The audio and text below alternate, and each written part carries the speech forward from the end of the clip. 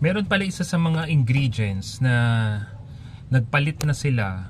Kahit alam mo kasi sa ating mga nakasubaybay sa atin, basta once na bumili ka ng ingredients, kahit ano pa yan na nabili mo sa grocery, basta hindi mo maintindihan na pangalan ng ingredients, matik talaga yun. Kaya lahat ng mga may barcode, hindi talaga yan healthy, most especially yung mga ingredients na hindi mo naman maintindihan kung ano na.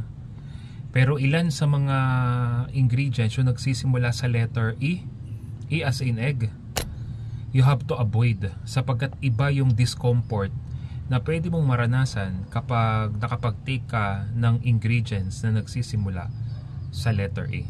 Try ninyong tingnan yung mga produktong binibili ninyo.